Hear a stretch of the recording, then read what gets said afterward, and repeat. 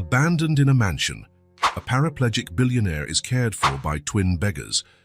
But during the time they spend at her side, an unexpected revelation touches their hearts in a way they could never imagine. The last pair of footsteps echoed through the halls of the mansion, and then silence. Claire Laurent opened her eyes in the dim light of the master bedroom, now stripped of all its former luxury. Mary, her housekeeper of 15 years, had left without saying goodbye. Only the distant sound of the iron gate creaking announced her final departure. Abandoned. The word echoed in her mind as her trembling hands gripped the arms of the wheelchair. The mansion, once vibrant with the presence of 30 staff members, was now a marble mausoleum of shadows. Not even the morning sun found its way through the dusty windows anymore. Gardeners who once meticulously tended the grounds had left weeks ago. "You gave us no choice," her butler of 2 decades, Thomas, had said before leaving with tear-filled eyes. "There's only so much anyone can bear." Claire turned the wheelchair with difficulty, facing her reflection in the Venetian mirror, the last valuable piece left in the room. Her once immaculate brown hair lay lifeless on her shoulders. Dark circles framed a face that, at 40, seemed to have aged a decade in the past year.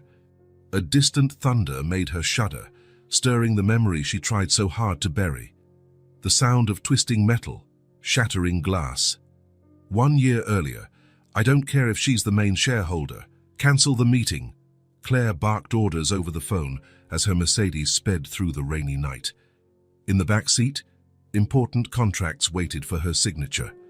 Her life was a perfectly orchestrated symphony of power and success. The phone rang again. Without taking her eyes off the slick road, she answered, "Laurent speaking." That's when it happened. 1 second of distraction, the blinding glare of headlights. The scream caught in her throat. The world spun in slow motion. The Mercedes, her symbol of status, turned into a prison of twisted metal. The last sensation in her legs was the impact. Then, nothingness. Present. A flash of lightning lit the room, revealing empty spaces on the walls where expensive paintings once hung, all sold in recent months, a desperate attempt to maintain appearances. Her $500 million empire was collapsing, devoured by debts and the questionable management of her partner during her recovery. Claire tried to reach the glass of water on the bedside table, but her trembling fingers knocked it over.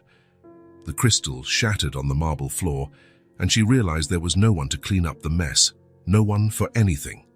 The tears she had fought so hard to hold back finally overflowed.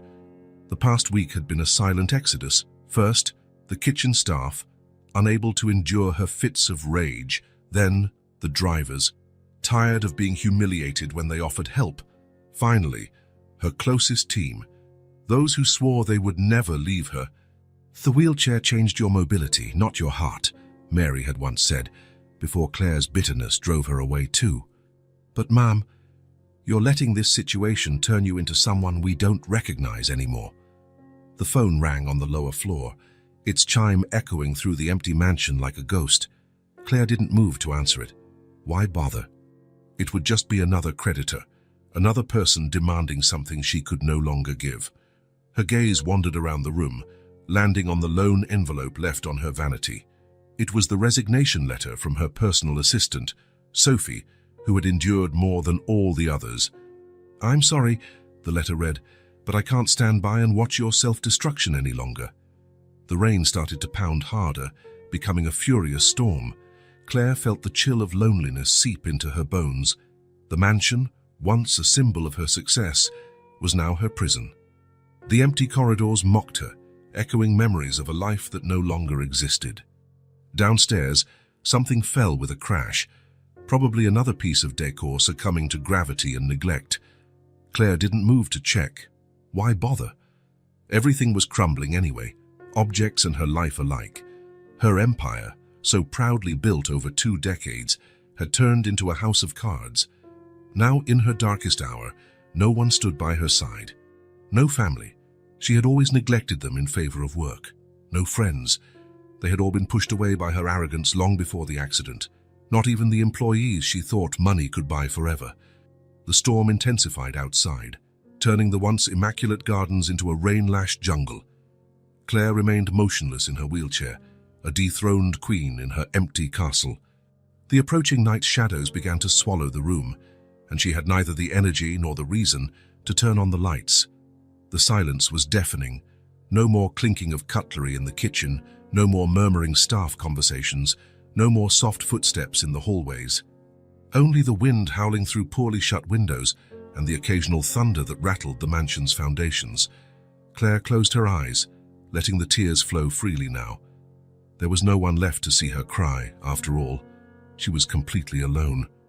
She had no idea that that stormy night would bring more than just rain and thunder. Fate, in its mysterious wisdom, was about to send her two little angels, even if they appeared in the most unexpected form. The first drops of rain were falling when Thomas squeezed his twin brother's small hand. "It's okay, Paul. I promised I'd take care of you, remember?" His childish voice carried a premature maturity that no 5-year-old should have. Paul, clinging to a tattered teddy bear, his only survivor from their old life, just nodded. His big blue eyes watched the sky darkening quickly. The donated clothes they wore, already too big for their thin frames, were soaked by the light drizzle. "I'm hungry, Thomas," Paul murmured, his voice barely a whisper. Thomas reached into the patched pocket of his coat, pulling out half of a hard roll he had saved from breakfast at the shelter. Without hesitation, he handed the larger piece to his brother. "Eat slowly," he instructed, as he always did. "Make it last, like Mom taught us." The mention of their mother brought tears to Paul's eyes, but Thomas quickly distracted him by pointing to a sparrow hopping nearby. "Look over there. He looks like the one we saw yesterday." That was how Thomas protected his brother ever since they'd been on their own, by finding small moments of joy stolen from the harshness of the streets. Paul was the dreamer, the sensitive one. Thomas had become the protector, the strong one, even though his own child's heart bled with longing too. The rain grew heavier, and the twins took shelter under the awning of a closed store. The cutting wind made their teeth chatter, and Paul huddled closer to his brother, sharing what little warmth they had. "The lady at St. Francis' shelter said there's no more room," Paul whispered, clutching his teddy bear. "Where are we going to sleep tonight?" Thomas bit his lip, feeling the weight of responsibility on his small shoulders. His eyes scanned the darkened street until something caught his attention. A large iron gate at the end of the block. Beyond it, partially hidden by old trees, a mansion rose against the stormy sky. "There," he pointed, his eyes shining with hope. "It looks abandoned. Maybe there's a warm corner we can sleep in." Paul hesitated, his eyes wide with fear. "But what if there's a ghost?" Thomas smiled, taking his brother's hand. "There's no such thing as ghosts, silly. And even if there were, I'm here to protect you. I'm your big brother, remember?" "Only by 3 minutes," Paul protested softly, a small smile appearing on his lips. They dashed across the street, their tiny footprints leaving marks on the wet sidewalk. The gate was ajar, gently creaking in the wind. Thomas pushed it just enough for them to slip through, and the twins entered the abandoned garden. The tall grass reached the children's waists, and Paul gripped his brother's hand more tightly. The mansion, imposing and dark, seemed to watch them with its vacant windows. But for two little angels from the streets, it was a possible refuge from the approaching storm. "Look," Thomas whispered excitedly, pointing to a low window on the side of the house. "We can get in there." Paul clutched his teddy bear to his chest. "Are you sure?" "Trust me," Thomas grinned, that reassuring smile that always calmed his brother. "Just think, maybe there's a warm bed inside. Warm, or at least a soft rug." The promise of comfort overcame fear, and Paul followed his brother through the overgrown yard. They moved like tiny explorers, Thomas leading the way courageously, Paul faithfully trailing as it had always been. The window was merely latched, and Thomas pushed it open slowly, making it squeak. "I'll go first," he whispered. "If it's safe, I'll help you in." With agility born of necessity, Thomas hoisted himself inside.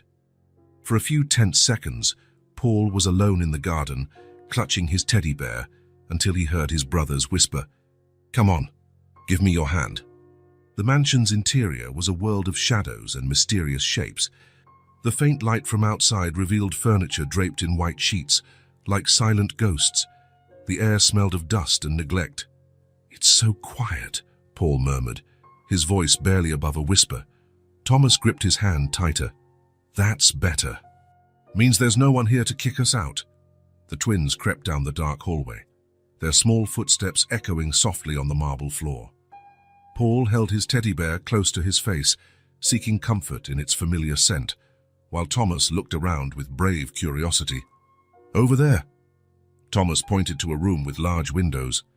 "There's a couch that looks soft." The children approached the covered piece of furniture, and Thomas gently tugged at the sheet, revealing a red velvet sofa. For two little street angels, it looked like a royal throne. "Tonight we'll sleep like princes," Thomas smiled, helping Paul onto the couch. Paul snuggled into the plush velvet, his eyes already heavy with sleep.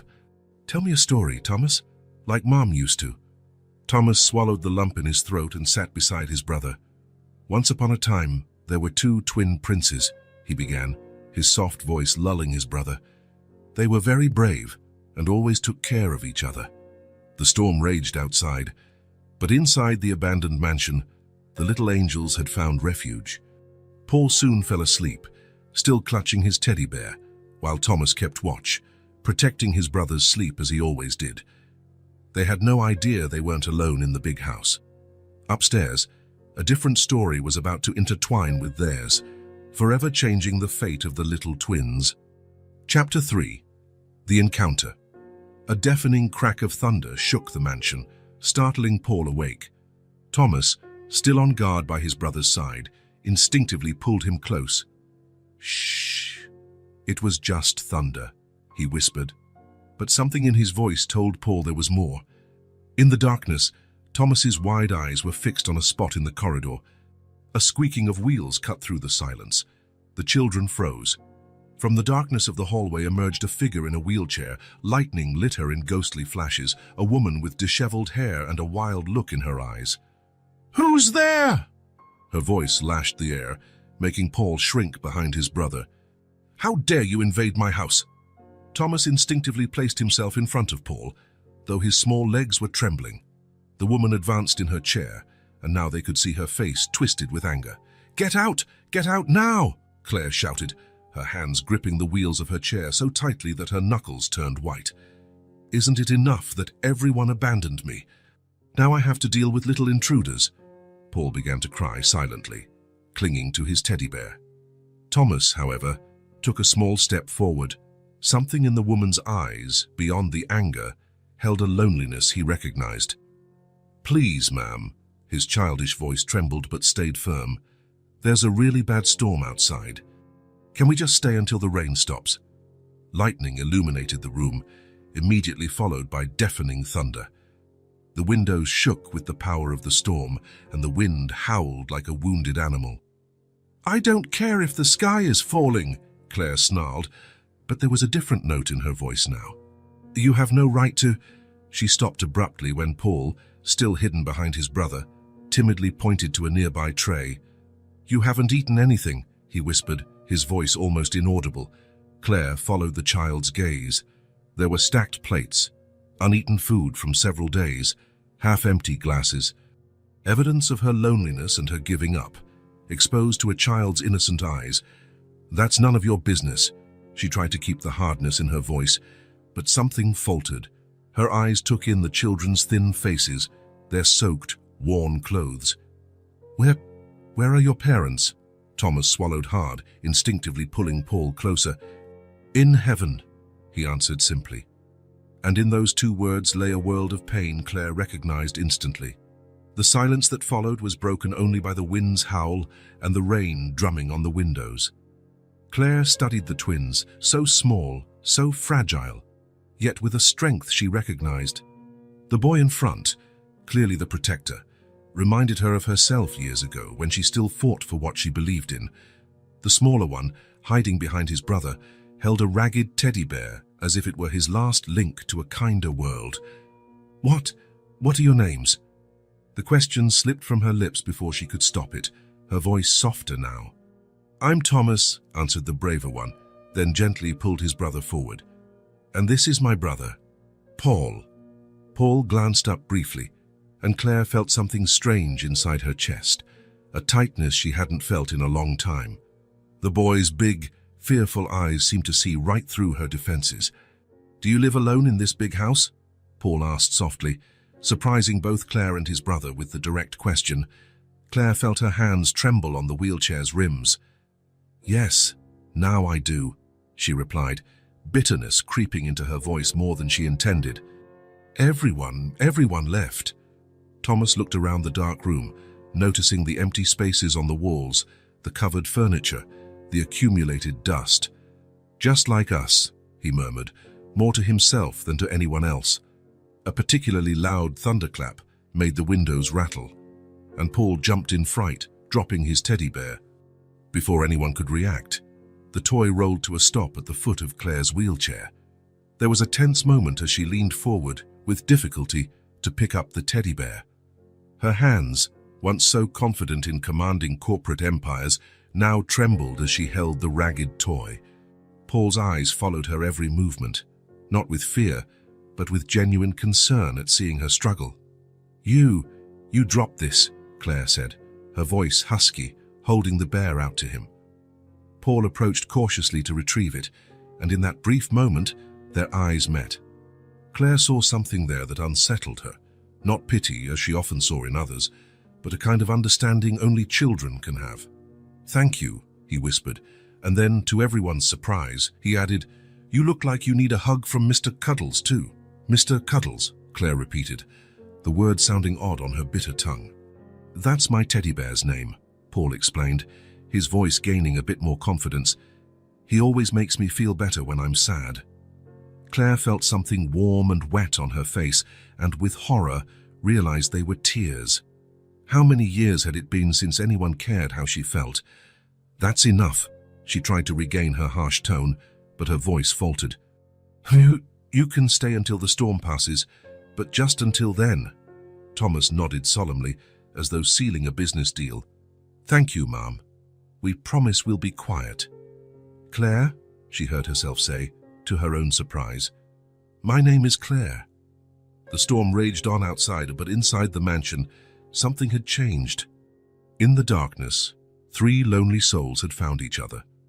Claire watched the twins settle back on the sofa, Paul still clutching Mr. Cuddles, Thomas standing guard beside him. She began to turn her chair to leave, but paused at the soft sound of Paul's voice. "Good night, Miss Claire."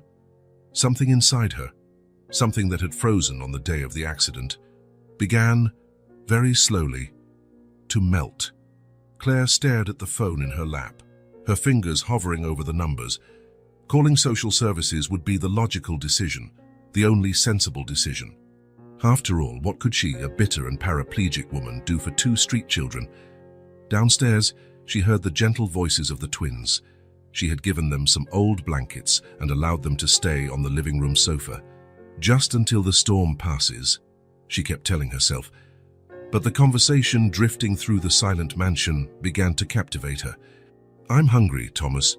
Paul's voice was just a whisper. "I know," Thomas replied, his small voice heavy with responsibility. "Tomorrow I'll find something for us to eat. Remember that bakery. Sometimes they leave old bread for us." Claire felt her stomach clench. How many times had she wasted expensive food at her business dinners? "Thomas?" Paul's voice trembled slightly. "Do you think Mum is watching us from heaven?" There was a moment of silence, broken only by the rain tapping against the windows. "I'm sure she is," Thomas finally answered, his voice choking up. She must be proud because we're together, taking care of each other like she asked." Claire rolled her wheelchair silently to the top of the stairs, carefully navigating the marble floor. "What if Miss Claire calls those people again?" Paul asked, clearly referring to social services. "The ones who wanted to separate us." "They won't separate us," Thomas stated with a conviction that made Claire's heart ache. "I promised Mom I'd always take care of you, remember?"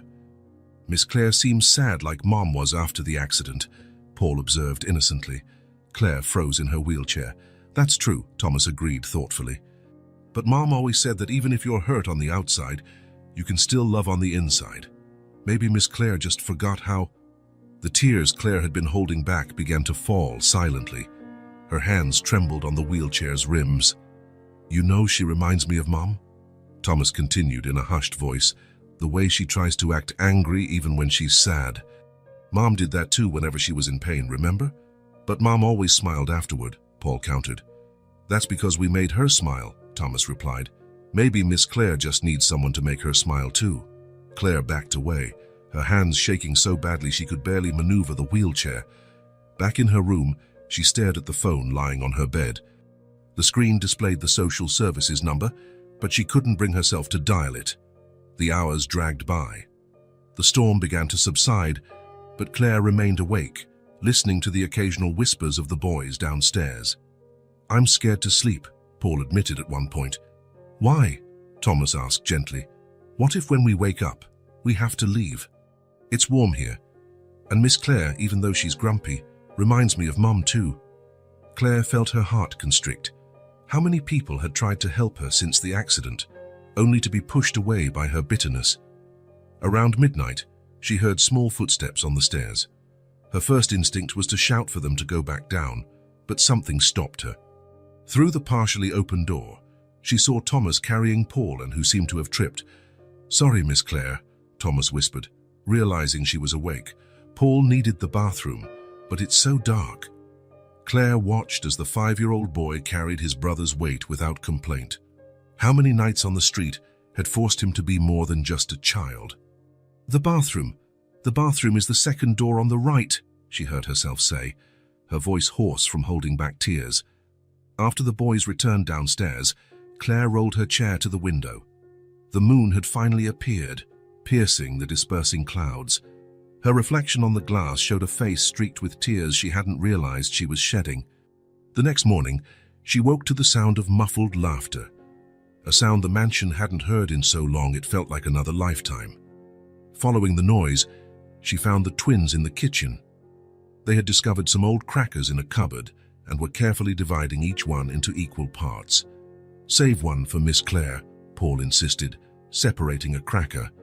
But you're hungrier, Thomas argued. Mum always said we have to share, Paul replied with a wisdom beyond his years. Claire felt something inside her break, the icy wall she had built around her heart since the accident. Watching these two children, who had nothing yet still thought of sharing, she felt shame for her own bitterness. Her voice trembled, startling the boys. I have some food in the fridge. Not much, but would you like some eggs? The smile that lit up Paul's face was like a ray of sunshine after a storm. Thomas, always more cautious, studied her face for a moment before offering a timid grin as well. Do you know how to cook eggs? Paul asked with genuine curiosity. Actually, no, Claire admitted, surprised by her own honesty. I always had cooks do that. But maybe we can learn together. And so, that cold morning after the storm, 3 lonely souls tried to make scrambled eggs in a kitchen long out of use. The eggs turned out a bit burnt, with some shells mixed in. But the twins' laughter as they tried to help awakened something in Claire, a distant memory of when life wasn't measured by success and power, but by simple moments of shared joy. The phone with the social services number remained forgotten in her room. For now, at least, Claire decided it could wait a little longer. After all, the storm outside hadn't completely passed yet, or so she told herself.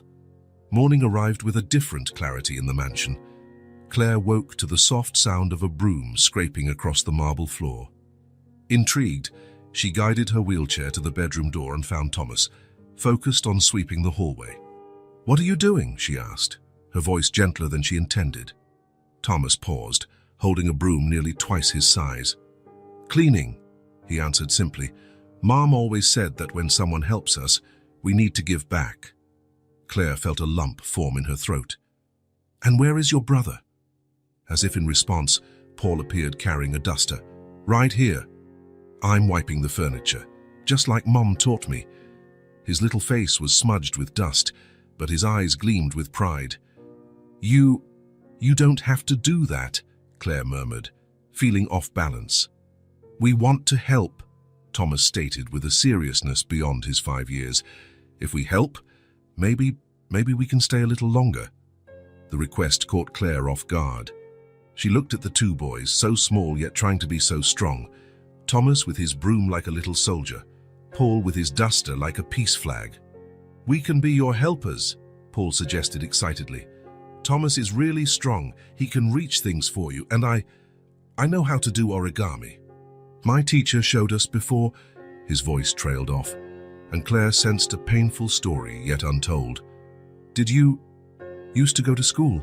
she asked gently. Thomas nodded. "Mom was a teacher," he explained. "She taught us to read before we even started school. She said books are doors to other worlds." As if to prove his point, Paul dashed to the ragged backpack they carried and pulled out a crumpled children's book. "Look, I can read."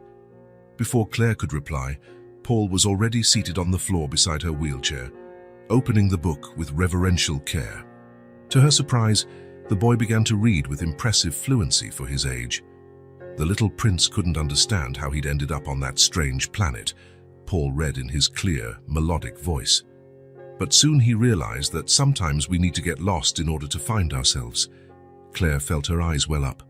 How many times had she walked past her own library, ignoring the books now gathering dust? How many stories lay waiting to be discovered? Can I show you the library?" she offered tentatively. The twins' eyes lit up like stars.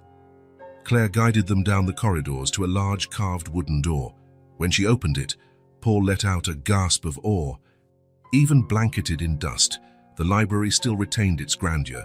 Floor-to-ceiling shelves, rolling ladders to reach the highest books, large windows letting in the sunlight. For two children who loved books, it was like stepping into an enchanted palace. Can we look around?" Thomas asked, for the first time dropping his serious demeanor and showing childlike excitement. Claire nodded, and the boys began their careful exploration. She watched as they treated each book with reverence, reading titles aloud, sharing discoveries with each other. Then it happened. Paul, leafing through a thick book of fairy tales, dislodged something hidden between its pages. An old photograph fluttered through the air, landing at the wheels of Claire's chair. "Sorry," Paul exclaimed, rushing to pick it up. But when his eyes fell on the image, he froze. Claire leaned forward with difficulty to see what had startled him. The photo showed two young women in a sunlit garden. One of them she recognized immediately, herself many years younger, smiling in a way she had long forgotten she could. The other, "Thomas," Paul called, his voice trembling. "Thomas, come see." Thomas approached, and his eyes widened at the photo. She looks like Mom," Paul finished in a whisper. Claire felt her world spin. The woman in the photo beside her, the one smiling so tenderly, bore an unsettling resemblance to someone she had long buried in her past. "But it couldn't be, could it? What was your mom's name?" she asked, her voice barely audible. "Sophie," Thomas replied. "Sophie Laurent." The sound of shattering glass echoed through the library. Claire had dropped the reading glasses she was holding, her hands trembling uncontrollably. Sophie Laurent, her younger sister. The sister she had driven out of her life so long ago for reasons that now seemed insignificant. "Are you okay?" Paul asked, stepping closer in concern. His small hand touched Claire's arm with a gentleness that made her want to weep. "Yes," she lied, trying to steady her shaking. "I'm just surprised by the photo." Ever the observant one, Thomas studied her face closely. "Did you know our mom?" Claire opened her mouth, but the words wouldn't come. How could she tell two children that she was their aunt, the aunt who never wanted to meet them, who ignored every invitation to visit, who was too busy building an empire to care about family? "I think we need to tidy up this library," she said instead, her voice raspy. Would you two like to be my library assistants?" The boys nodded eagerly, temporarily distracted from the photograph by the promise of a new adventure. Claire slipped the picture into her pocket, her heart pounding. As she watched the twins organize books and dust shelves, Claire felt the weight of her past choices. Every smile from Paul, every protective gesture from Thomas, was a living reminder of Sophie, the sister she had lost twice, first by choice, then forever. The library, long dead and dusty, came alive with the children's voices reading titles, asking questions, sharing discoveries. And Claire, sitting in her wheelchair, began to realize that maybe fate was giving her a second chance, not just at having a family, but at redeeming her past mistakes. The photograph in her pocket felt as heavy as lead, holding secrets she wasn't ready to reveal. For now, she would observe these little angels fate had placed in her path, trying to understand how her sister, even after departing, still found ways to touch her hardened heart. The mansion's kitchen, once a mausoleum of loneliness, now echoed with childish laughter. Claire watched in amazement as a simple attempt to make pancakes transformed the atmosphere. Flour covered the floor, the countertops, and especially the twins' smiling faces. "I think we used too much flour," Paul giggled, trying to wipe the white powder from his nose.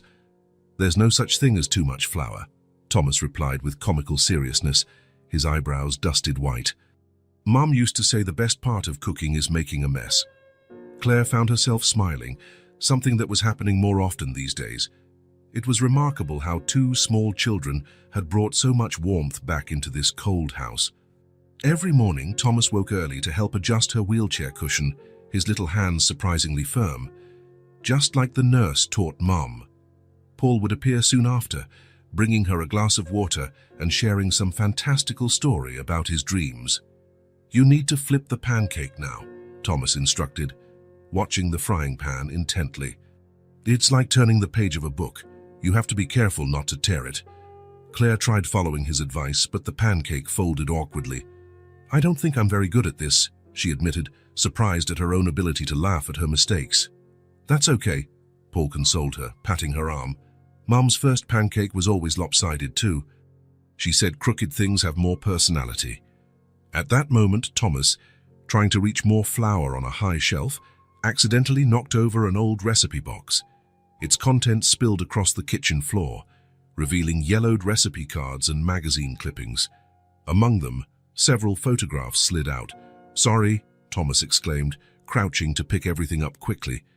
Paul joined him, but suddenly froze, his eyes fixed on one of the pictures. "Thomas, look!" Claire rolled her chair closer, curious. The photograph showed two young women in a rose garden. One was herself, years younger, wearing a smile she'd long forgotten how to make. The other, "It's Mom," Paul whispered, his eyes wide. Claire felt her heart stop. Sophie was smiling in the photo, her face radiant among roses, the very roses their mother had loved to grow. That picture had been taken the last summer they spent together as sisters, before ambition and pride drove them apart. "Did you know our mom?" Thomas asked, his small voice trembling with emotion. Claire opened her mouth, but no sound came out. How to explain? How to say that the smiling woman in the photo, who looked so much like them, was her sister? The sister she had shut out of her life out of pride and arrogance. "Mom had this same picture in her room," Paul continued, his tiny fingers tracing the image. "But she never told us who the other lady was." The smell of something burning filled the kitchen, the forgotten pancake in the frying pan. Thomas quickly turned off the stove, moving with the efficiency of someone used to running a household. "Let's clean up this mess," he said, gathering the fallen papers. "Mom used to say that after a mess comes organization." Claire watched the boys work in unison, Thomas cleaning methodically, Paul carefully setting aside the photos, such small gestures, yet filled with a maturity that broke her heart. That night, after the twins went to bed, Claire stayed in the now-clean kitchen. On the table, the photograph seemed to glow under the soft lamplight. Her fingers traced Sophie's face, the same smile she now saw in Paul, the same determination she recognized in Thomas. Tiny footsteps startled her. Paul stood at the kitchen door, hugging his teddy bear. "You can't sleep?" Claire asked gently. Paul shook his head, coming closer. "You looked sad looking at that picture." "Not sad," Claire responded, surprised at her own honesty. "Just thoughtful." Paul rested his head on the arm of her wheelchair, a gesture of trust that made her eyes burn with tears. "Mom used to look at old pictures like that sometimes too. Then she'd hug us and say that even when we're sad, we can choose to make someone else smile." Claire felt a tear roll down her cheek. How could two small children have so much wisdom? How could they, after losing so much, still give so much love? "Do you want a hug?" Paul offered innocently. Thomas says I'm a hugging expert. Before she could answer, she felt his little arms wrap around her. And there, in the kitchen that had come alive again, Claire Laurent, the woman who had built walls around her heart, allowed herself to be comforted by a 5-year-old boy who, without knowing it, was part of her own story. 3 weeks had passed since the stormy night. The Laurent mansion, once a tomb of solitude, now pulsed with a life Claire barely remembered. The twins' laughter echoed through the corridors, filling every empty space with a joy she thought she had lost forever. That sunny morning, Claire watched from the balcony as Thomas and Paul played in the garden. The weeds had been replaced by a small flower bed they had planted to brighten the house, as Paul said. Thomas watered the seedlings diligently, while Paul talked to each flower, giving them names. "Miss Claire," Paul yelled, waving eagerly. "The rose pink said she's going to grow really tall." Claire caught herself smiling, something that happened more and more frequently. Who would have thought that after losing everything, she would find so much wealth in the smiles of 2 children? The sound of the doorbell cut through the air, making all 3 freeze. Visitors were rare since Claire had isolated herself. Thomas immediately ran to Paul, adopting his usual protective posture. "Boys, go to the library," Claire instructed, her heart pounding. Instinct told her she needed to protect them. Through the side window, Claire saw a woman in a grey suit standing at the door, holding a folder. The knot in Claire's stomach tightened. "Good morning," the woman greeted when Claire opened the door. "I'm Alice Martin from Social Services. We're visiting all residences in the area." Claire felt her blood run cold. "Is something wrong?" "We're looking for 2 twin boys, about 5 years old," Alice explained, consulting her folder. "They disappeared from St. Francis Shelter a few weeks ago. We've been conducting systematic searches throughout the region." In the library, a book fell. Though distant, the sound made Claire's heart race. "I live alone," she replied, keeping her voice steady. "Since the accident, I don't get many visitors." Alice looked inside, through the open door. "If you don't mind, we need to do a quick check. Standard procedure. We're concerned about the children's welfare." Claire felt her hands grip the wheelchair rims. "Do you have a warrant?" "Miss Laurent," Alice sighed, "we're not here to cause trouble. We just want to ensure the safety of 2 vulnerable children. They're just frightened orphans who need proper care." "And what do you consider proper care?" Claire asked, her voice gaining an edge she hadn't used in a while. "Separating 2 brothers who only have each other." Alice's gaze sharpened. "How do you know they're brothers?" Claire realized her slip, but years of business negotiations helped her maintain composure. "It's usual procedure, isn't it? Siblings end up in different foster homes." Before Alice could respond, a small sneeze echoed from the library. Paul could never hold in his sneezes. "Excuse me," Alice said firmly, stepping forward. "No," Claire blocked the doorway with her chair. "You're not entering my house without a warrant." "Miss Laurent, if you're hiding those children—" "What I'm doing," Claire interrupted, "is exercising my right to privacy. If you want to come back with a warrant, I'll cooperate. Until then, have a good day." Closing the door, Claire found she was trembling, not with fear but with a determination she hadn't felt in years. She rolled her chair quickly toward the library, finding the twins hiding behind a shelf. "Is she going to take us away?" Paul asked, tears in his eyes. "No," Claire answered, her tone surprisingly firm. "I won't let anyone separate you." Thomas watched her with serious eyes. "But you could get in trouble because of us." Claire felt her heart ache. How could a 5-year-old carry so much concern? "Come here," she said, opening her arms. It was the first time she'd done so, and for a moment she feared she was overstepping, but the boys didn't hesitate. Paul practically jumped into her lap, while Thomas approached more cautiously, yet still allowed himself to be embraced. "You brought life back to this house," Claire whispered, holding them close to her chest. "You brought life back to me. Now it's my turn to protect you." That night, after the boys finally fell asleep, in proper bedrooms she had prepared for them, not just on the couch, Claire stayed up making phone calls. Her name still had some influence, and she knew she'd need legal help. The mansion, which only weeks ago was her private tomb, was now a battleground where she would fight with all her might. Not for her lost fortune or wounded pride, but for something infinitely more precious, the smiles of two children who, without meaning to, had become her reason to live. On the table beside her bed, the photograph of Claire with Sophie seemed to smile under the lamp's glow. So many years lost to pride, so many squandered chances. But now, through these little angels, there was perhaps a chance for redemption. The sound of tiny footsteps in the corridor caught her attention. Paul soon appeared in the doorway, followed by Thomas. "We can't sleep," Paul admitted, clutching his teddy bear. "Can we stay with you?" Thomas asked, trying to sound brave, though fear lingered in his eyes. Claire felt her eyes fill with tears. "Of course you can." The boys settled on either side of her chair, and Paul began to softly hum a lullaby, the same one Sophie used to sing, the same their mother had once sung for them. "Crystal Moon." His childish voice was a soothing balm. Claire closed her eyes, letting her tears flow freely. Somewhere, she was sure, Sophie was smiling. Her sister had always believed in the power of love to change people. Now, through her children, she was proving it once again. "No one's going to separate us," Claire promised, to both the boys and the memory of her sister. "No one." "Miss Claire, look what I found." Paul's excited voice echoed from the garden. Claire rolled her chair to the office window, watching as he proudly displayed a rosebud beginning to bloom in the flower bed they had planted together. "Hair's just like the one in the picture," he shouted, pointing to the photograph now prominently displayed in the living room, the one showing two sisters smiling in a rose garden, still united by a love that time and pride had tried to destroy. Then it happened. Maneuvering her chair back to the desk, Claire bumped into an old shelf. The impact knocked down a wooden box from the top, spilling its contents like autumn leaves onto the floor. Letters, dozens of them. With trembling hands, Claire picked up the first envelope.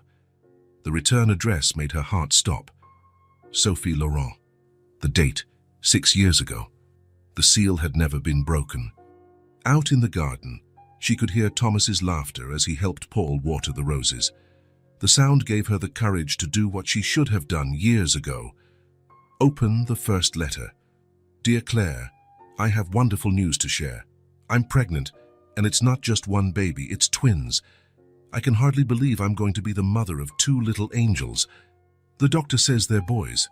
I know we haven't spoken since that terrible night, when you said I was throwing my life away by choosing to teach instead of joining the family business. But Claire, you're my only sister. How can I give birth without you by my side? Please write back. I want my children to know their aunt. With love, 259. Sophie?" Tears blurred Claire's vision, but she continued.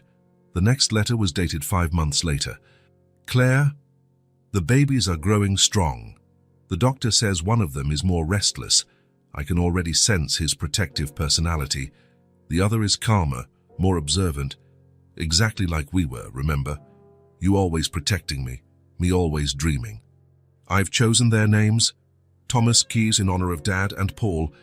Remember how we used to joke that if we ever had a brother, he'd be called Paul. Please, Claire, don't let pride be bigger than love. Sophie." Paul's voice called his brother from the garden to show him something, making Claire shiver. How many times had she tossed these letters into a box without even reading them? How many precious moments had she missed? Another letter, this one from 4 years ago. "My sister, the boys turned 1 today. Thomas already tries to take care of Paul.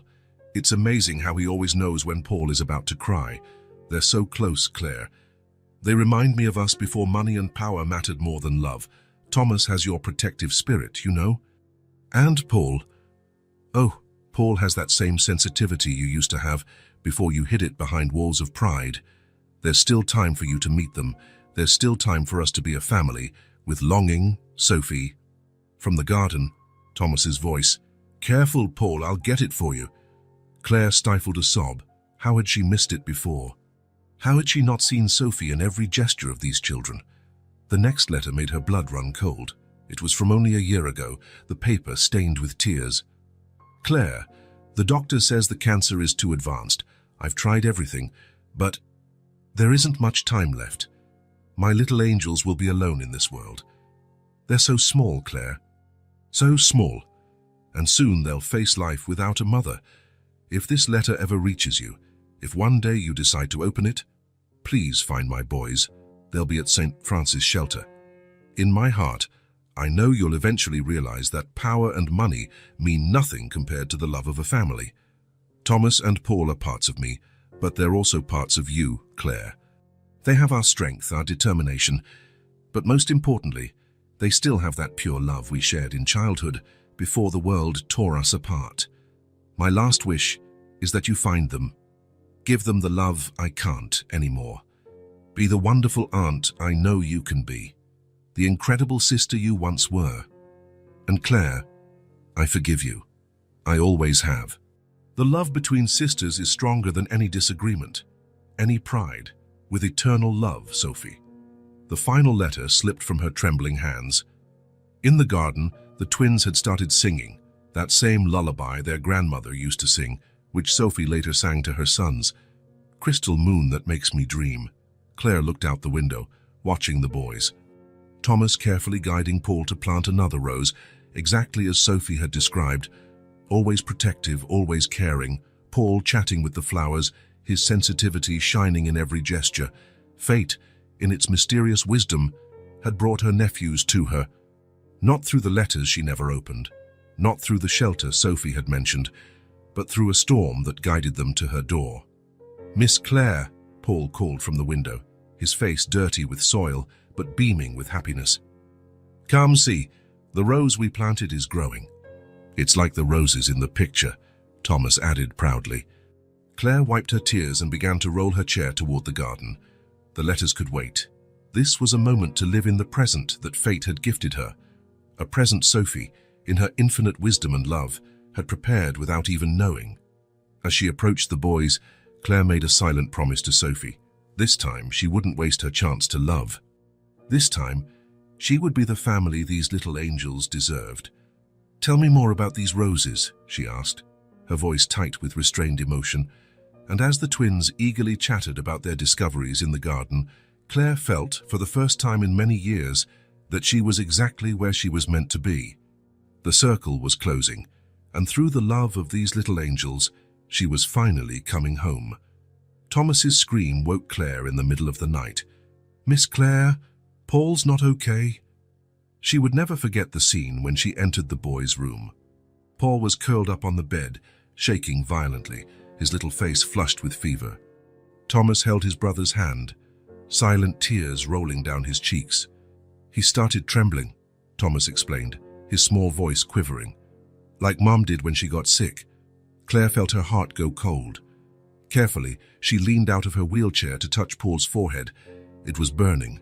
"My head hurts," Paul moaned weakly, his eyes glassy with fever. "I want Mom." Claire immediately grabbed her phone, her hands shaking as she dialed the taxi service she'd been using since her accident, the only one with wheelchair-accessible cars. "It's an emergency," she explained urgently. "I need to get to the hospital with a sick child." "Thomas, I need you to be strong," Claire said, struggling to keep her voice calm. "Go to my room and get my bag, the big brown one, and bring a blanket." While Thomas ran off, Claire also called the hospital, warning them of her arrival. Every minute felt like torture as she watched Paul tremble more and more. Thomas returned quickly, carrying the bag and the blanket. Carefully, they wrapped Paul in it. Claire felt helpless in her wheelchair, relying on a 5-year-old's assistance, but Thomas displayed a surprising strength and maturity. "The taxi's here, Miss Claire," Thomas announced, peering out the window. The driver, a man Claire recognized from previous rides, immediately grasped the gravity of the situation. He helped settle Paul in the back seat, with Thomas holding his head in his lap, and carefully placed Claire's wheelchair in the trunk. "Central Hospital, as fast as you can," Claire instructed, her voice trembling as she held Paul's feverish hand. During the ride, every red light felt like an eternity. In the back seat, Thomas softly sang the lullaby their mum had sung, the same one their grandmother once sang. "Crystal moon that makes me dream." Tears streamed down Claire's face. In her bag, Sophie's letters felt like they were burning, filled with words of love she had once ignored. Now, holding Paul's burning hand, she silently vowed never to fail her family again. At last, they arrived at the hospital. The driver, who introduced himself as Robert, insisted on helping them out, refusing to charge for the ride. "I have grandkids," he said simply. A team of nurses, alerted by Claire's call, rushed over with a gurney. "High fever, convulsions," Claire rattled off as they transferred Paul. "He's 5 hours, no known allergies that I'm aware of." "Are you his mother?" a nurse asked. Claire hesitated for a split second. "I'm his aunt. His mother passed away." That's when a voice cut through the ER. "Actually, legally, you're nothing to them." Alice Martin, the social worker, stood at the entrance, holding a thick folder. "I came as soon as I got the hospital alert about 2 missing children." "Please," Claire begged, her voice breaking. "Not now. He needs treatment." "Exactly why I'm here," Alice replied, pulling out documents. "I have a court order to place the boys in state custody. They require proper care, not what?" Claire challenged, her voice finding the strength that once allowed her to run empires. "Not someone in a wheelchair, not someone who crossed the city in the middle of the night to save his life." Thomas clung to Claire's chair, trembling. "I don't want to go. Please don't separate us." "This is standard procedure," Alice insisted, although her tone softened slightly. "They'll be better cared for in separate homes," Claire said bitterly, her hand closing around the letters in her bag, finding a new resolve. "These boys are my nephews, children of my sister Sophie Laurent. I have her letters to prove it." Alice paused, surprised. That needs to be verified." "Verify it," Claire snapped. "But right now, let me stay with my nephew. He needs me. They need me." At that moment, a doctor appeared. "The boy is asking for Miss Claire." Thomas glanced pleadingly at the social worker, still holding onto Claire's wheelchair. "Please. Miss Claire is our family now." Alice Martin observed the scene for a long moment. The woman in a wheelchair who had rushed a sick child to the hospital in the middle of the night, the boy clinging to her as if his life depended on it, the worried taxi driver waiting in the corridor. 24 hours, she finally said. "You have 24 hours to prove the relationship. Until then, you can stay together." Claire released a breath she hadn't realized she was holding. "Let's go, Thomas. Your brother needs us." Robert, the taxi driver, approached them. "If you need anything, here's my card. Just call." Claire thanked him with a nod, moved by his unexpected kindness. As she followed the doctor through the hospital corridors, she clutched Sophie's letters in her bag. Sophie was with them that night, in every word she wrote with love, in every protective act of Thomas, in every battle yet to be fought. "Will he be okay?" Thomas asked softly, his small hand finding Claire's. "Yes, sweetheart," she replied, surprised at how naturally the term of endearment came. "I won't let anything happen to you two. Never again." The night would be long, but Claire Laurent had finally found something worth fighting for, something greater than pride, greater than fear, greater than any physical limitations. She had found the love her sister had tried so hard to teach her, and for that love she would move mountains. Outside the hospital, a gathering storm seemed to mirror the battle ahead, but this time, Claire wasn't alone. She had 2 little angels by her side and, in her heart, the strength of a sister who, though absent, still guided her steps through love.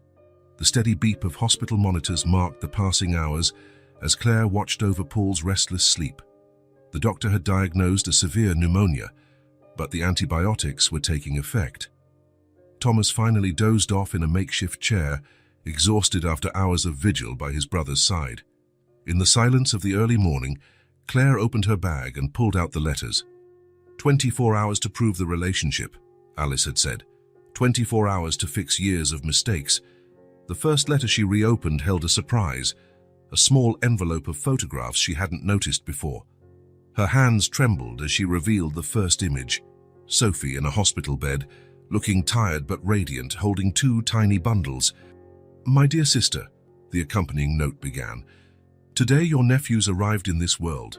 Thomas was born first, already protecting the way for Paul. They're so small, Claire, yet full of personality. Thomas doesn't cry. He just makes a serious face that reminds me so much of you when you're focused. Paul is more sensitive. He cries easily, but his smile lights up the whole room." Claire glanced at the boys now. Thomas, even in sleep, wore that protective expression. Paul, despite his fever, had a serene look that projected peace. How had she not seen it before? How could she have been so blind? The next letter contained more photos, the twins at their first birthday, covered in cake. They ask about Aunt Claire, Sophie had written. I show them your picture and tell stories from when we were little. Thomas stops whatever he's doing to listen, while Paul hugs the photo as if he can feel your love through it. A tear fell on the photograph, and Claire carefully wiped it away. On the hospital bed, Paul stirred, murmuring in his feverish sleep. She took his warm little hand, feeling the weight of every missed moment. Miss Claire, a sleepy voice came from Thomas. Are you crying? Come here, sweetheart, she said softly, showing him the photos. I want to show you something. Thomas approached, his eyes widening at the images. That's us, as babies. Yes, Claire replied, her voice trembling. Your mum sent me these. She wanted me to be part of your lives so badly. Why didn't you ever come see us? Thomas asked innocently, a question that pierced her heart. Claire took a deep breath. She owed these little angels the truth. Because I was a very different person, Thomas. I was so obsessed with money and power that I forgot what really mattered. Family. She picked up another letter, written when the boys were 3. Today Thomas defended Paul from an older boy in the park, Sophie had written. He has your strength, Claire. That same determination you always had to protect those you love. And Paul? Paul has your sensitive heart, the one you hid from the world but that I always saw. Mom talked about you a lot, Thomas said quietly, looking at the photos. Sometimes she'd get sad, staring out the window. Paul would ask why Aunt Claire never came, and she'd say that one day you'd realize love was more important than anything else. The last letter in the stack was different. The paper was crumpled, as if it had been wet and dried multiple times. The date was just a week before Sophie passed away. My dear sister, if you're reading this, it means you've finally opened your heart. Maybe I'm no longer there, but I know one day you'll find my boys, our boys. When that day comes, don't blame yourself for the past. Love keeps no record of wrongs. It simply waits for the right moment to bloom. Thomas and Paul are my greatest gifts to the world, and they are also my final gift to you, Claire. Through them, you can rediscover the girl you used to be, the one who protected me from thunder, who sang me to sleep, who believed that love was the most powerful force in the world. I will always be with you in each of the boys' smiles, in every moment of shared love. Because family, Claire, isn't about blood or obligation, it's about love and choices. With eternal love, Sophie. Just then, Alice Martin appeared in the doorway. Her eyes took in the scattered photographs and letters, the twins close to Claire. Claire held out the photos and letters. Here's the proof you asked for, she said softly. Not official documents, but memories and love. Alice picked up an old photo showing 2 girls in a rose garden, Claire and Sophie, years ago. She compared it to the more recent rose garden photo the twins had found in a book. The resemblance was undeniable. The same smiles, the same eyes, the same sisterly love captured in 2 different eras. And here, Claire continued, showing pictures of the newborn twins and the letters documenting their growth, is the story of an aunt who took too long to understand what truly mattered. Alice examined each photo and letter in silence. Finally, she looked at the boys, Thomas protecting Claire with his small arm, Paul still holding her hand in his feverish sleep. Sometimes, Alice said quietly, the strongest proof of family isn't on paper, but in small acts of love. She closed her own folder. The boys can stay with you, Miss Laurent. Of course, there will be follow-up visits, but it's clear they've already found their home. Thomas and Paul clung even more tightly to Claire, whose heart felt like it would burst from joy. Did you hear that? Claire whispered to her nephews. You get to stay with me. Forever, Paul asked from his hospital bed, his eyes bright despite the fever. Forever, Claire confirmed, kissing his hot forehead. Mom always said one day our family would be complete again, Thomas said softly, a smile lighting his serious face. Claire looked toward the window, where the sun was finally breaking through the night, painting the sky with hopeful colors. Thank you, Sophie, she whispered. Thank you for not giving up on me, for giving me this second chance through your Our Little Angels. And there, in that hospital room, amid proof of a love that transcended years of silence and the promise of a future filled with joy, Claire Laurent finally understood the true meaning of family. Because sometimes, as Sophie always believed, love simply waits for the right moment to bloom. And now was their moment. The mansion's kitchen was bathed in gentle morning light, filled with the aroma of fresh toast and hot chocolate. A new ritual had taken shape naturally. Thomas sat at the breakfast table, reading the newspaper aloud to Claire while Paul drew pictures, scattering crayons everywhere. Ployer, now Ned. Thomas read slowly, his finger carefully following the words. Very good, Claire encouraged, admiring his determination with difficult words. Keep going. Renowned entrepreneur Richard Morton announces the reopening of Morton Enterprises with an investment of... Thomas paused, frowning. This number has lots of zeros. Claire felt her blood run cold. Let me see that, honey. The headline struck her like a slap. Morton Empire rises from the ashes with multi-million-dollar investment. The photo showed her former partner, Richard Morton, smiling arrogantly in front of a new corporate building. You went pale, Paul observed, abandoning his crayons. Want me to make a picture to cheer you up?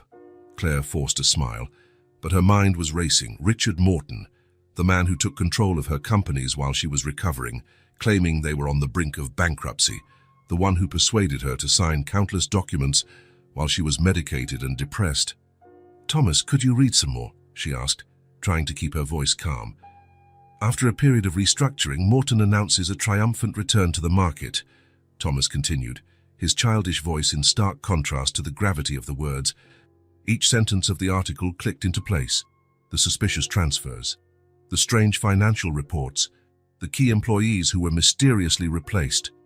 Richard wasn't saving her companies. He'd been systematically stealing them. Done, Paul announced proudly, holding up a colorful drawing. It's you smiling. To chase away sadness, Claire looked at the picture, a figure in a wheelchair surrounded by flowers and hearts, wearing a huge smile. Next to her, two smaller figures holding hands with the first. It's our family, Paul explained, his eyes shining. That innocent picture awoke something inside Claire, a strength she thought she'd lost. She wouldn't just fight for her assets, but for the future of these little angels who had come into her life. It's beautiful, sweetheart, she said, carefully placing the drawing aside. I need to make an important phone call. Can you two play in the library for a bit? The boys nodded, though Thomas hesitated at the door. Are you sure you'll be okay? I'll be fine, Claire assured him, touched by his concern. Sometimes grown-ups have to fix mistakes. Once the twins left, Claire picked up her phone. The number was still there, despite 5 years of non-use. Robert Hansen, her old friend and private investigator, one of the many she had driven away with her arrogance. The phone rang 3 times before a familiar voice answered. Hansen here. Robert, it's Claire Laurent. Silence thundered on the other end of the line. Claire Laurent asking for help, he finally responded, sarcasm dripping from his words. The world must be ending. You were right, she admitted, each word scraping her pride. About everything. About how I had changed. About how I was pushing away the people who cared. 5 years, Claire, Robert interrupted. 5 years since I tried to warn you about Morton, and you told me to mind my own business.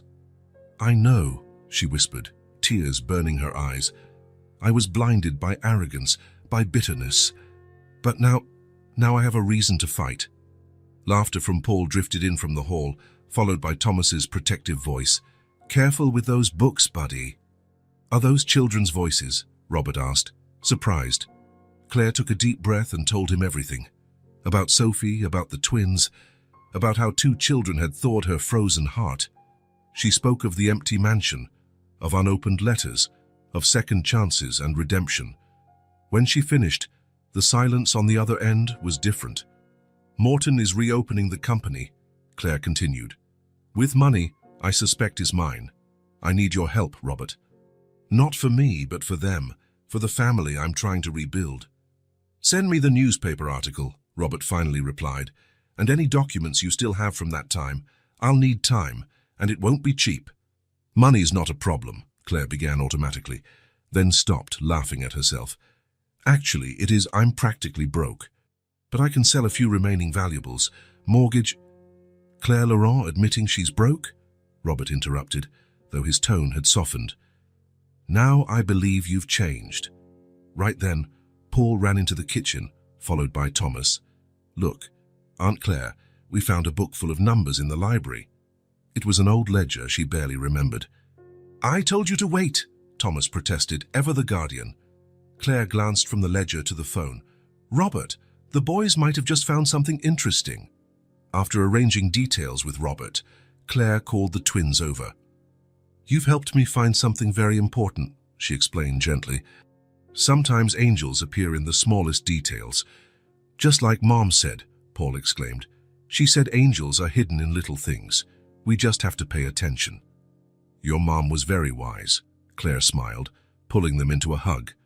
Are you still sad? Thomas asked, his expression serious. No, sweetheart. Now I'm determined. Do you know what that means? They shook their heads. It means I'm going to fight for what's right, Claire explained. Like you do when you protect your brother, Thomas. Like both of you did when you helped me rediscover love.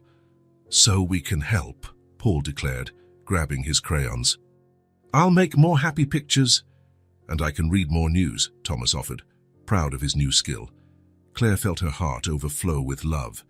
Richard Morton might have stolen her fortune, but he couldn't touch the love of these two little angels who had changed her life.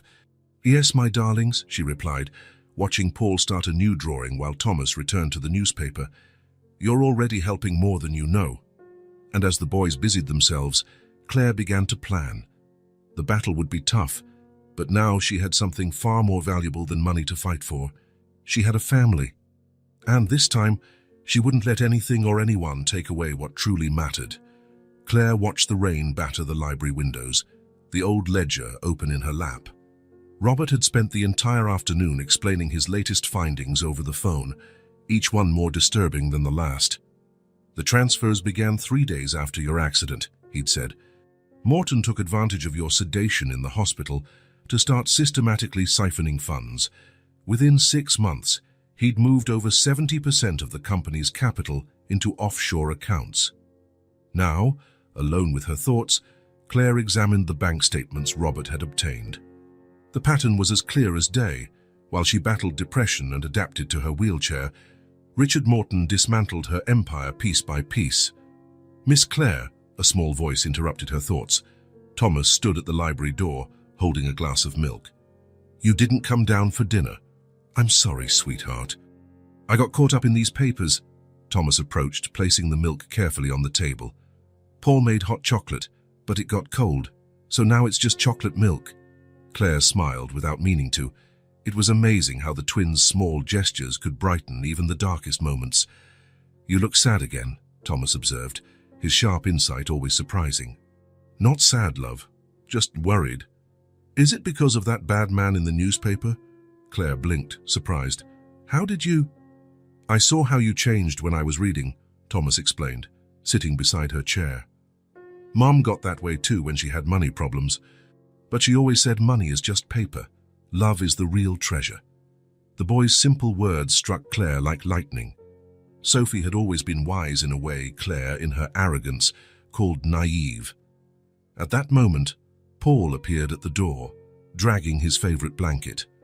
A gift Sophie had made for him, as Claire had recently discovered.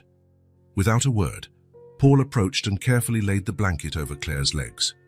To warm your heart, he explained simply, echoing a phrase surely learned from their mom. Tears stung Claire's eyes. Here she was, agonizing over spending her last resources on an investigation when her true wealth was right in front of her. The phone rang, breaking the moment. It was Robert again. Claire, I managed to get in touch with Anne Martinez, he said abruptly. Remember her, the lawyer you humiliated in that board meeting 6 years ago? Claire shut her eyes, the painful memory flooding back. She'd called Anne a small-time attorney when she tried to warn about Morton's irregularities. She agreed to help us. Surprisingly, yes. She wants to meet you in person first. An hour later, Anne Martinez walked into the Laurent Mansion's library. Claire barely recognized her. The once insecure junior attorney had become a poised, confident woman. "Hello, Claire," Anne greeted curtly. Then her eyes found the twins, and who were busy drawing in a corner of the library. "And who are these adorable children?" "My nephews," Claire replied, pride evident in her voice. "Thomas and Paul." Anne took in the scene, the scattered drawings, the blanket lovingly placed over Claire's legs, the protective looks the boys gave their aunt. "Robert told me about your sister," Anne said gently. "I'm sorry for your loss."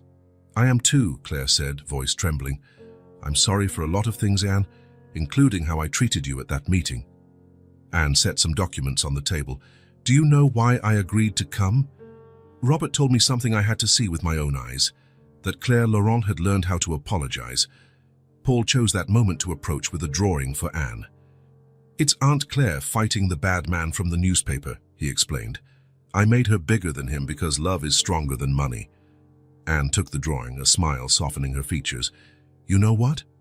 I think I'll frame this for my office." She turned to Claire. "How much can you invest to start the lawsuit?"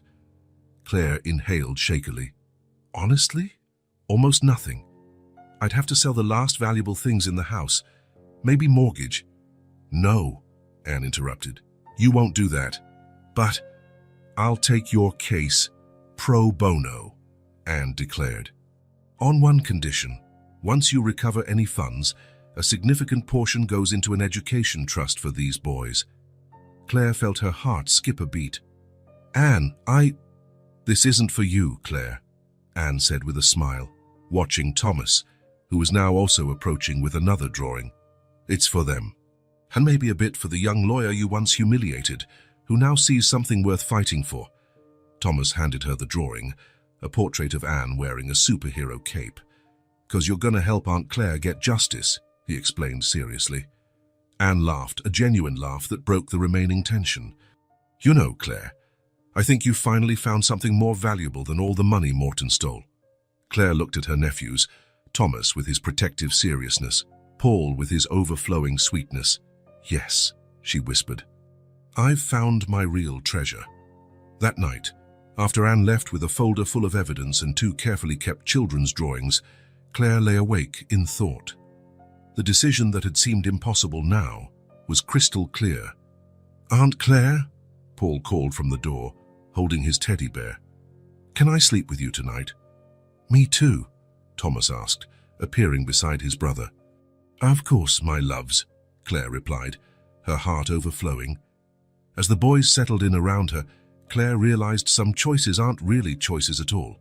Because when you find your true treasure, everything else is just details. "Good night, Aunt Claire," the twins murmured in unison.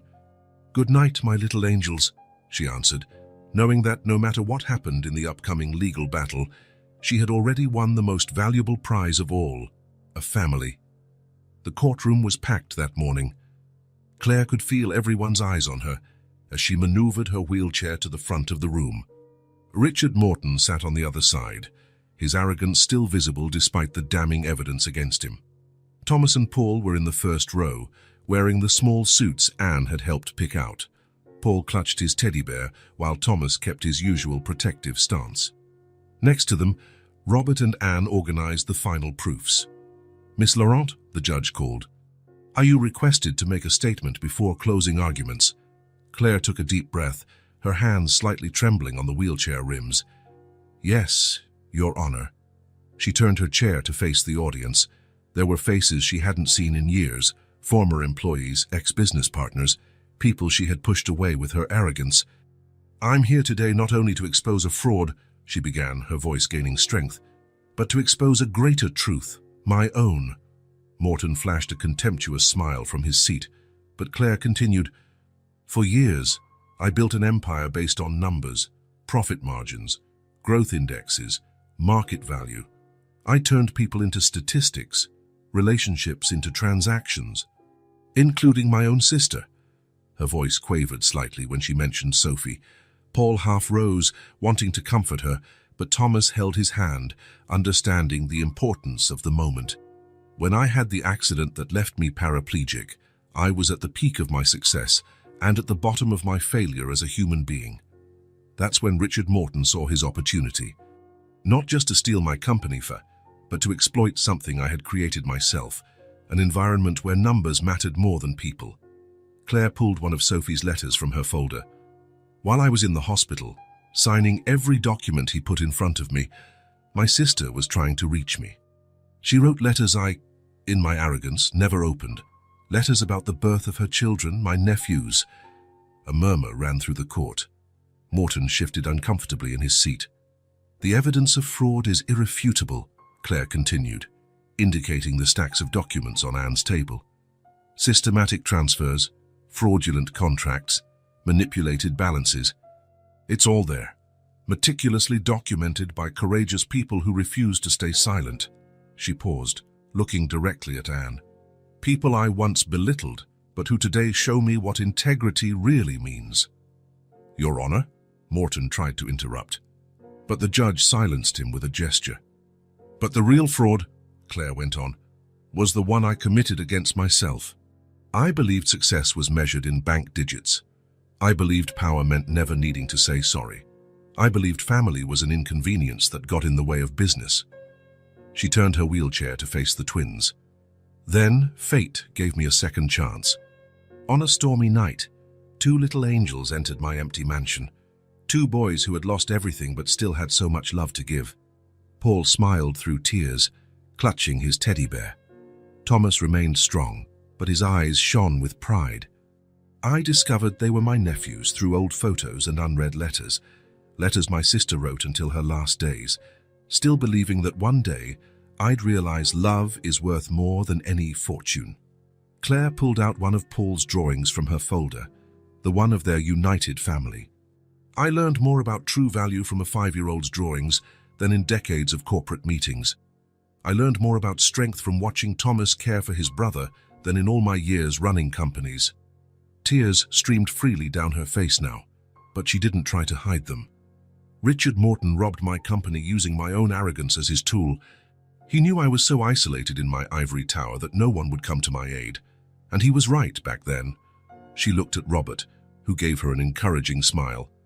But people can change. They can learn. They can redeem themselves.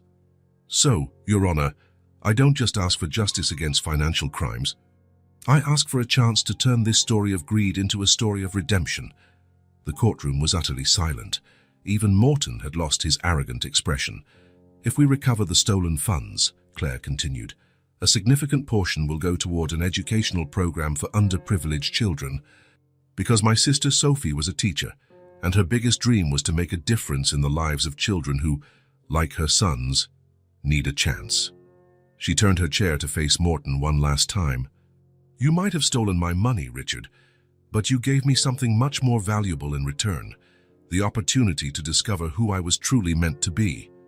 When Claire finished, the hush in the courtroom was deafening. It was broken only by Paul running up to her, ignoring Thomas's whispered protest, to throw his arms around her. I love you, Aunt Claire, he said loud enough for all to hear. Thomas joined them, more reserved but equally moved. We both love you. The judge cleared his throat, visibly emotional. I believe we can recess for 15 minutes before final statements. As people began to stir, Claire was surprised to see a line forming. Former employees, business partners, even her old secretary, each with a story of how she had impacted their lives for better or worse, and how her transformation now inspired them. Miss Laurent, her old secretary said, tears in her eyes. I brought something I think you'll want to see.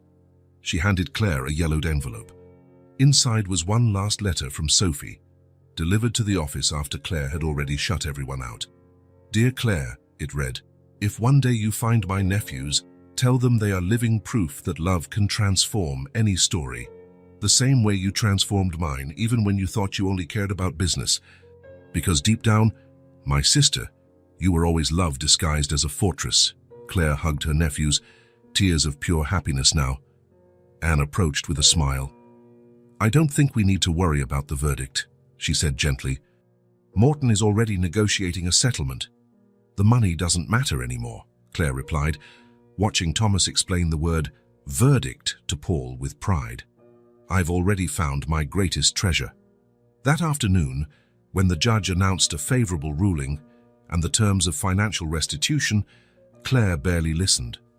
She was too busy watching her nephews draw another family portrait, one that now included all the new friends they had made at court.